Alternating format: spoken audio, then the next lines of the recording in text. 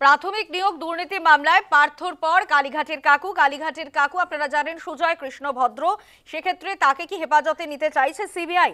শিক্ষক নিয়োগ দুর্নীতি মামলায় পার্থর পর সুজয় কৃষ্ণ ভদ্রকে হেফাজতে নিতে চাইছে সিবিআই। সুজয় কৃষ্ণকে বিশেষ আদালতে পেশের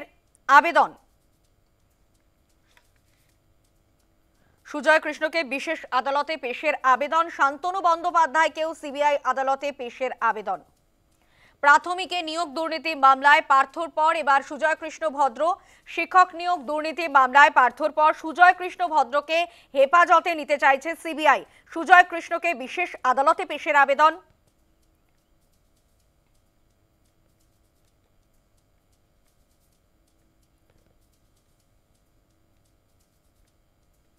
আমরা কথা বলবো, আমাদের সঙ্গে টেলিফোন লাইনে রয়েছেন আমাদের প্রতিনিধি মৌমিতা মিত্র। মৌমিতা, শিক্ষক নিয়োগ দুর্নীতি মামলায় পার্থর পর কি এবার সুজয় কৃষ্ণ ভদ্রকে হেফাজতে নিতে চাইছে সিবিআই? কি খবর উঠে আসছে? দেখো, এমনটাই মনে করা হচ্ছে, তার কারণ সিবিআই এর তরফ থেকে সুজয় কৃষ্ণ ভদ্রকে বিশেষ সিবিআই আদালতে পেশ করার জন্য, অর্থাৎ প্রোডাকশন ওয়ারেন্টের জন্য আবেদন করা হয়েছে। আমরা দেখেছিলাম যে প্রাথমিক শিক্ষক নিয়োগ দুর্নীতি মামলায় পার্থ চট্টোপাধ্যায় ইতিমধ্যেই তাকে সিবিআই নিজেদের হেফাজতে নিয়েছেন।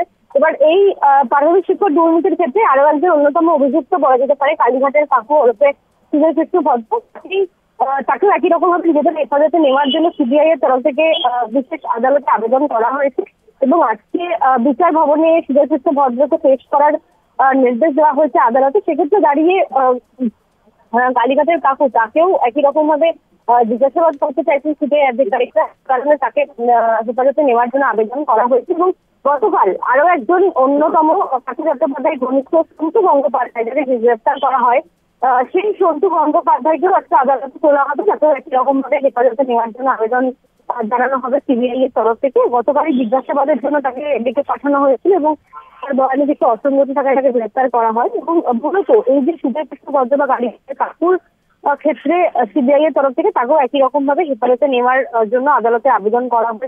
সেই কারণেই আজকে সেই সংক্রান্ত শুনানি রয়েছে বিশেষ সিবিআই আদালতে। ধন্যবাদ মৌমিতা। আমরা কথা বলছিলাম আমাদের প্রতিনিধি মৌমিতা মিত্রের সঙ্গে।